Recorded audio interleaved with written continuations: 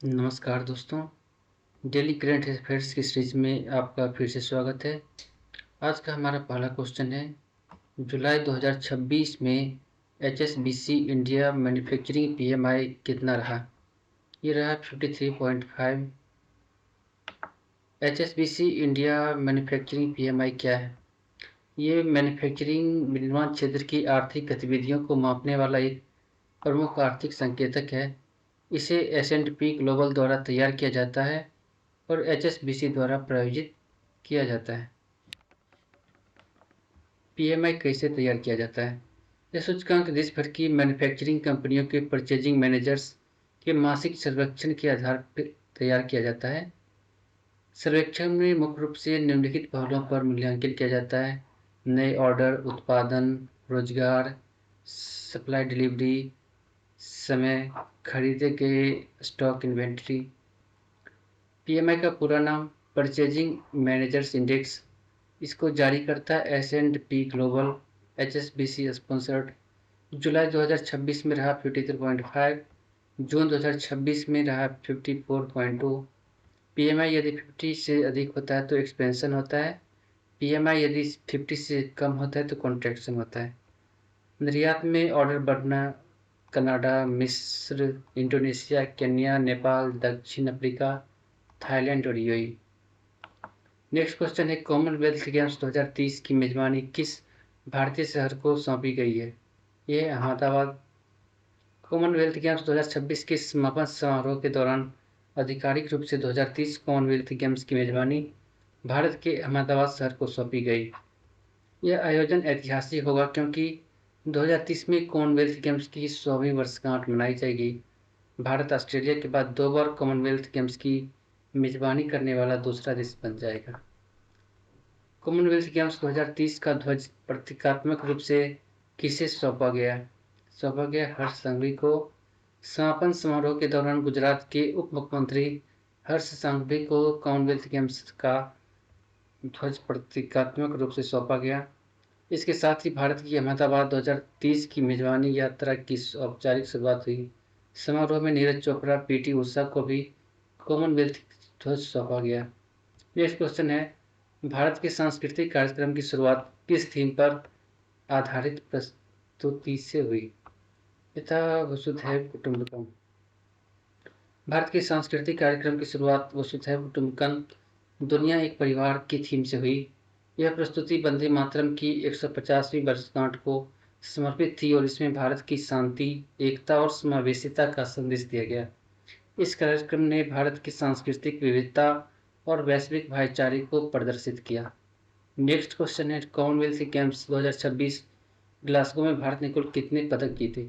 भारत ने कुल 39 पदक जीते हैं। ऑस्ट्रेलिया ने टोटल 61।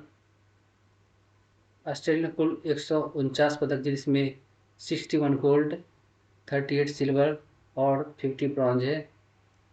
दूसरे नंबर पर इंग्लैंड, तीसरे नंबर पर कनाडा और चौथे नंबर पर भारत रहा है।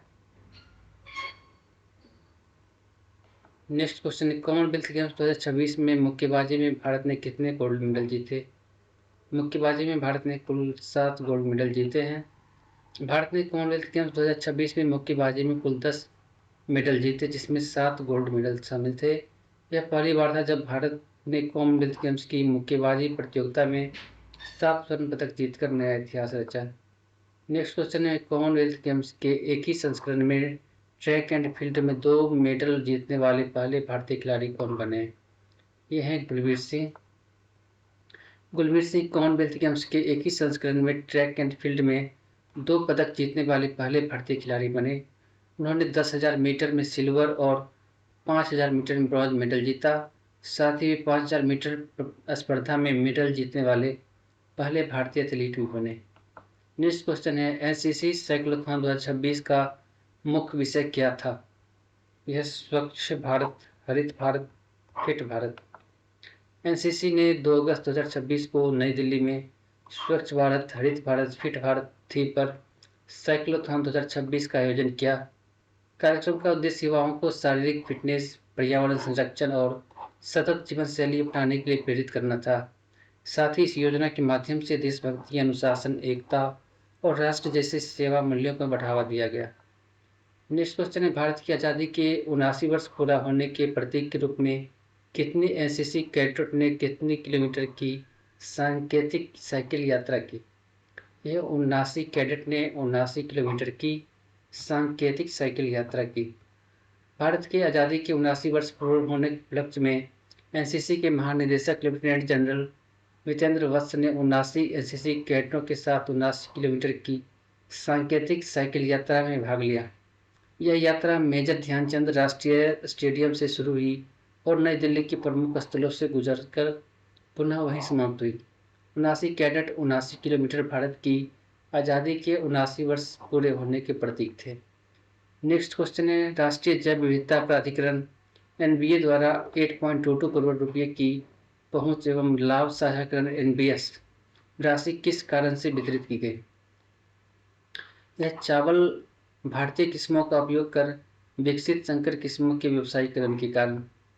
राष्ट्रीय जैव विविधता प्राधिकरण एनबीए ने 8.22 करोड़ रुपये की राशि इसलिए जारी की क्योंकि ये एक अंतर्राष्ट्रीय बीज कंपनी ने भारतीय चावल ओरिजा सेटिवा की किस्मों का उपयोग कर संकर किस्मों का विकास एवं व्यवसायीकरण किया, जिससे प्राप्त लाभों का निष्पक्ष एवं समान वितरण सुनिश्चित किया जा सके। यह लाभ साझाकरण जैव विविधता अधिनियम 2002 तथा नागोया प्रोटोकॉल के सिद्धांतों के अनुरूप है, जिसका उद्देश्य जैविक संसाधनों के उपयोग से प्राप्त आर्थिक लाभों को संरक्षणकर्ताओं, अनुसंधान संस्थानों और राज्यों तक पहुंचाना है। नेक्स्ट क्वेश्चन है, एनबीए द्वारा जारी कुल 8.22 करोड़ रुपये में से अनुसंधान संस्थानों को कितने रुपये की राशि दी गई? ये 2.47 करोड़ रुपये। कुल 8.22 करोड़ रुपये में से 2.47 करोड़ रुपये उन अनुसंधान संस्थानों को दिए गए जिन्होंने चावल की किस्मों का संरक्षण किया तथा उन्हें बीज कंपनी के साथ साझा किया। इसमें सबसे अधिक राशि आईसीएआर भारतीय चावल अनुसंधान संस्थान हैदराबाद को मिली, जबकि गोविंद वल्लभ पंत कृषि एवं प्रौद्योगिकी विश्वविद्यालय जहाँ उत्तराखंड को भी उसके विशेष योगदान के लिए भुगतान किया गया।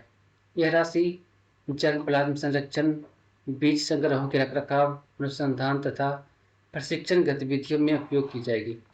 नेक्स्ट क्वेश्चन है, निम्नलिखित में से किस राज्य को एनबीए द्वारा एबीएस वितरण के अंतर्गत सबसे अधिक राशि प्राप्त हुई? यह उत्तर प्रदेश। भारत की सौर स्थापित क्षमता 30 जून 2026 तक कितनी हो गई? यह हुई 162.15 गीगावाट। भारत में सोलर से कुल उत्पादन 30 जून 2026 तक 162.15 गीगावाट होने लगा है। 30 जून 2026 तक भारत की स्थापित सौर क्षमता 162.15 गीगावाट तक पहुंच गई थी, जबकि वर्ष 2014 में यह लगभग 3 गीगावाट थी। यह वृद्धि सोलर पार्क, रूफटॉप सोलर प्रणाली, सौरीकृत कृषि पंप तथा अन्य सरकारी योजनाओं के कारण संभव हुई है। नेक्स्ट क्वेश्चन है, प्रधानमंत्री सूर्य सरोवर योजना पीएमएसएसवाई के तहत कितनी फ्लोटिंग सोलर क्षमता विकसित की जाएगी? यह 5000 मेगावाट। प्रधानमंत्री सूर्य सरोवर योजना के तहत 5000 मेगावाट फ्लोटिंग सोलर फोटोवोल्टिक परियोजनाओं को बढ़ावा दिया जाएगा। इन परियोजनाओं के साथ ऊर्जा संग्रहण प्रणाली भी विकसित की जाएगी ताकि पीक डिमांड के समय बिजली उपलब्धता कराई जा सके। नेक्स्ट क्वेश्चन है, पीएमएसएसवाई योजना के लिए कुल बजट कितना निर्धारित किया गया है? यह है 5070 करोड़ रुपये। प्रधानमंत्री सूर्य सरोवर योजना के लिए 5070 करोड़ का बजट निर्धारित किया गया है। यह योजना वर्ष 2026-27 से 2030-31 तक लागू रहेगी। इसका लाभ सभी राज्यों और केंद्र शासित प्रदेशों को मिलेगा। नेक्स्ट क्वेश्चन है, राष्ट्रीय सौर ऊर्जा संस्थान एनआईएसई के अनुसार भारत में फ्लोटिंग सोलर की संभावित क्षमता कितनी है? यह है 102.18 गीगावाट। राष्ट्रीय सौर ऊर्जा संस्थान एनआईएसई के अनुसार भारत में लगभग 102.18 गीगावाट फ्लोटिंग सोलर क्षमता की संभावना है। यह क्षमता देश के जलाशयों और अन्य उपयुक्त अंतर्देशीय जल निकायों में भी उपलब्ध है। भारत में सौर ऊर्जा विस्तार मजबूत नींव राष्ट्रीय सौर mission, solar park, green energy corridor तथा प्रतिस्पर्धी बोली व्यवस्था के माध्यम से रखी गई है। नेक्स्ट क्वेश्चन है, वित्त वर्ष 2025-26 में भारत ने कितनी सौर क्षमता जोड़ी? यह है 44.61 गीगावाट। नेक्स्ट, वित्त वर्ष 2025-26 में भारत ने 44.6 गीगावाट नई सौर क्षमता जोड़ी। यह वित्त वर्ष 2024-25 में जोड़ी गई 23.83 गीगावाट क्षमता के तुलना में लगभग दोगुनी थी। नेक्स्ट क्वेश्चन है, भारत ने COP26 के पंचामृत लक्ष्यों के तहत वर्ष 2030 तक किस क्षमता का लक्ष्य रखा है? यह 500 गीगावाट।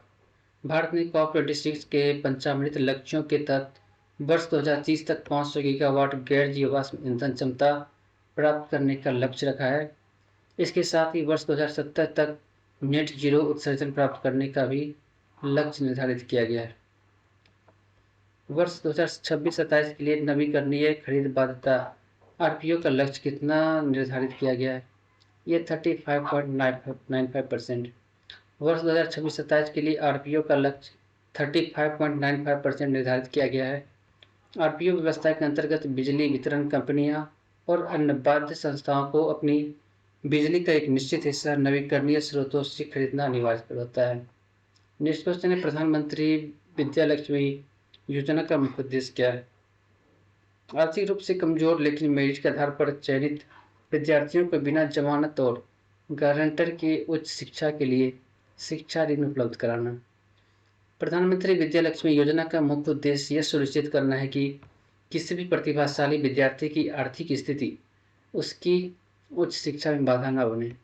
इस योजना के अंतर्गत निर्धारित गुणवत्तापूर्ण उच्च शिक्षण संस्थानों में मेरिट के आधार पर प्रवेश पाने वाले विद्यार्थियों को बिना किसी कोलेटरल जमानत और तीसरे पक्ष के गारंटर के शिक्षा ऋण उपलब्ध कराया जाता है। सरकार बैंकों को प्रोत्साहित करने के लिए 57.5 लाख रुपए तक के ऋण पर 75% क्रेडिट गारंटी भी प्रदान करती है। यह योजना शिक्षा में समान अवसर प्रदान करने तथा आर्थिक असमानता को कम करने की दिशा में एक महत्वपूर्ण कदम है। नेक्स्ट क्वेश्चन है, PM विद्यालक्ष्मी योजना के अंतर्गत 3% ब्याज सब्सिडी का लाभ किन विद्यार्थियों को मिलता है? यह जिनके परिवार की वार्षिक आय 8 लाख रुपये तक है। योजना के अनुसार जिन विद्यार्थियों के परिवार की वार्षिक आय 8 लाख रुपये तक है, उन्हें निर्धारित शर्तों के अनुसार 10 लाख रुपये तक का शिक्षा ऋण पर 3% ब्याज सब्सिडी लाभ दिया जाता है। प्रधानमंत्री विद्यालक्ष्मी योजना नवंबर 2024 में शुरू की गई थी। इसका उद्देश्य आर्थिक बाधाओं के बावजूद मेधावी विद्यार्थियों को उच्च शिक्षा के लिए शिक्षा ऋण उपलब्ध कराना है। 1425 गुणवत्तापूर्ण उच्च शिक्षण संस्थान इस योजना के दायरे में शामिल हैं। बिना जमानत और गारंटर के शिक्षा ऋण की सुविधा उपलब्ध है। 2024-25 से 2030-31 तक योजना के लिए 3600 करोड़ रुपए का प्रावधान किया गया है और लगभग 7 लाख नए विद्यार्थियों को ब्याज सब्सिडी मिलने की संभावना है। नेक्स्ट क्वेश्चन है, अनुसूचित जातियों के लिए उद्यम पूंजी कोष VCF-SC के तहत डार्टियंस पावर प्राइवेट लिमिटेड को वर्ष 2016 में कितनी वित्तीय सहायता प्रदान की गई थी? यह 4.35 करोड़ रुपये। डार्टियंस पावर प्राइवेट लिमिटेड को वर्ष 2016 में अनुसूचित जातियों के लिए उद्यम पूंजी कोष VCF-SC के तहत 4 करोड़ 35 लाख रुपये की वित्तीय सहायता प्रदान की गई थी। यह सहायता इक्विटी तथा वैकल्पिक रूप से परिवर्तनशील डिबेंचर के रूप में दी गई थी। इस वित्तीय सहयोग से कंपनी को 1 मेगावाट का सौर ऊर्जा संयंत्र स्थापित करने तथा अपने दीर्घकालिक वित्तीय परिचालन विस्तारता को मजबूत करने में सहायता मिली। कंपनी डार्टिशियंस प्राइवेट लिमिटेड, स्वामित्व दसारी कुमारी, स्थान नीलगोंडा तेलंगाना। योजना अनुसूचित जातियों के लिए उद्यम पूंजी कोष, वित्तीय सहायता 4.35 करोड़ रुपये। नेक्स्ट क्वेश्चन है, प्रधानमंत्री पोषण योजना के तहत प्राथमिक कक्षाओं बाल वाटिका से कक्षा 5 तक के बच्चों के लिए प्रतिदिन प्रति बच्चा कितना पोषण मानक निर्धारित है? यह 450 कैलोरी और 12 ग्राम प्रोटीन। प्रधानमंत्री पोषण योजना के अनुसार प्राथमिक कक्षाओं के प्रत्येक पात्र बच्चे को प्रतिदिन 450 कैलोरी और 12 ग्राम प्रोटीन युक्त गर्म पका हुआ भोजन उपलब्ध कराया जाता है। यह मानक राष्ट्रीय खाद्य सुरक्षा अधिनियम 2013 तथा योजना के दिशा निर्देशों के अनुरूप निर्धारित किया जाता है। इसके लिए प्रत्येक बच्चा 100 ग्राम खाद्यान्न, 20 ग्राम दाल, 50 ग्राम सब्जियां तथा 5 ग्राम तेल एवं वसा का प्रावधान किया जाता है। नेक्स्ट क्वेश्चन है, उच्चतर माध्यमिक कक्षाओं 6 से 8 के बच्चों के लिए पीएम पोषण योजना के तहत प्रतिदिन कितना पोषण मानक निर्धारित किया जाता है? यह 700 कैलोरी और 20 ग्राम प्रोटीन। उच्चतर प्राथमिक कक्षाओं के विद्यार्थियों के लिए प्रतिदिन प्रति बच्चा 700 कैलोरी और 20 ग्राम प्रोटीन का पोषण मानक निर्धारित किया गया है। इसके लिए 150 ग्राम खाद्यान्न, 30 ग्राम दालें, 75 ग्राम सब्जियां तथा 4.5 ग्राम तेल एवं वसा का प्रावधान किया गया है। यह योजना पूर्व की राष्ट्रीय मध्याह्न भोजन योजना का नया स्वरूप है। इसे 2021-22 से 25-26 तक के लिए लागू किया गया। योजना का नाम प्रधानमंत्री पोषण शक्ति निर्माण। लॉन्च तिथि 29 सितंबर 2021। लाभार्थी बाल वाटिका एवं कक्षा 1 से 8 के पात्र विद्यार्थी। प्राथमिक 450 कैलोरी 12 ग्राम प्रोटीन। उच्चतर प्राथमिक 700 कैलोरी 20 ग्राम प्रोटीन। योजना का आधार राष्ट्रीय खाद्य सुरक्षा अधिनियम 2013। नेक्स्ट क्वेश्चन है, गुलाब झील को भारत का कौन सा रामसर स्थल घोषित किया गया है?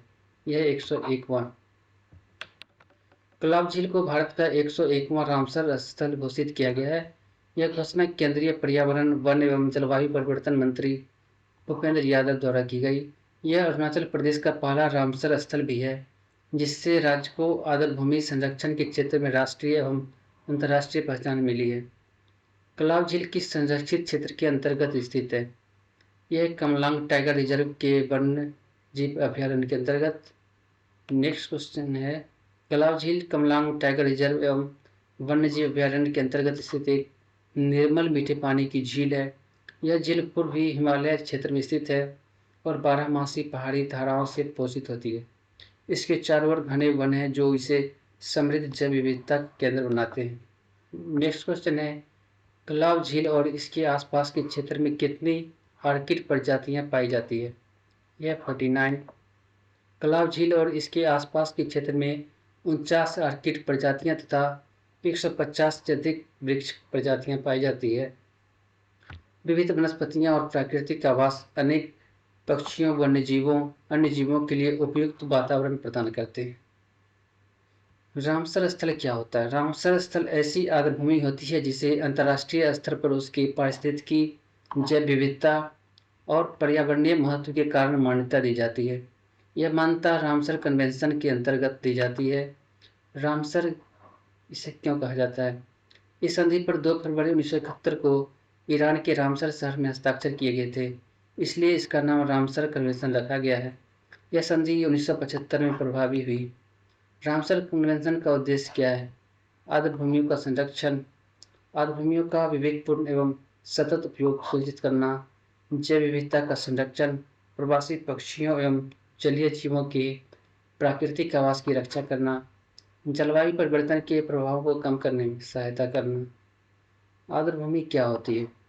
आर्द्रभूमि वह क्षेत्र है जहाँ वर्ष भर या किसी अवधि तक पानी जमा रहता है। इसमें झीलें, दलदल, नदी तट, मैंग्रोव, खाड़े और मीठे पानी के क्षेत्र शामिल हैं।